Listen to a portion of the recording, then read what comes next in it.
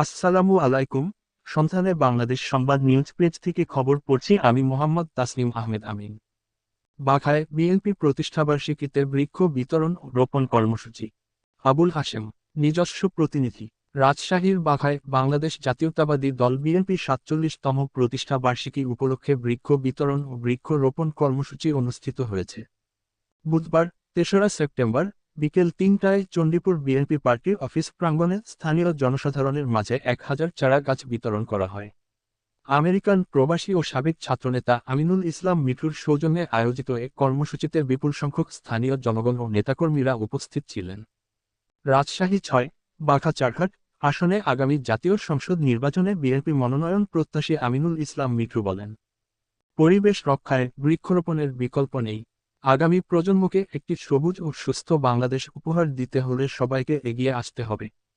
কর্মসূচিতে অবসরপ্রাপ্ত সেনা সদস্য ওয়ারেন্ট অফিসার হামিদুল ইসলাম, শাহবাজ আহমেদ, ফরিদ হোসেন, মালুম হোসেন, সাধারণ সম্পাদক ৬ নং ওয়ার্ড, সাগর আহমেদ, সাধারণ সম্পাদক ৩ নং পাকুড়িয়া যুবদল সহ স্থানীয় নেতাকর্মীরা সক্রিয়ভাবে অংশগ্রহণ করেন।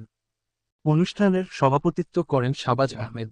প্রধান অতিথি হিসেবে উপস্থিত ছিলেন মোহাম্মদ জাহাঙ্গীর আলম, সাবেক সহ সাংগঠনিক সম্পাদক রাজশাহী জেলা ছাত্রদল ও সভাপতি, বাঘা পৌর ৫ নম্বর ওয়ার্ড যুবদল।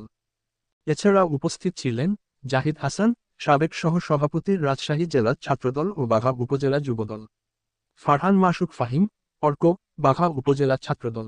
বিএনপি প্রতিষ্ঠাবার্ষিকী উপলক্ষে এমন মানবিক ও পরিবেশবান্ধব উদ্যোগে অংশগ্রহণকারীদের মধ্যে ব্যাপক উৎসাহ ও সন্তোষের সৃষ্টি হয়। আমাদের পরবর্তী খবর দেখার আমন্ত্রণ জানিয়ে এখানেই শেষ করছি। সুস্থ থাকবেন, ভালো থাকবেন আর সন্ধানে বাংলাদেশ সংবাদ নিউজ মিডিয়ার সাথে থাকবেন। আল্লাহ হাফেজ।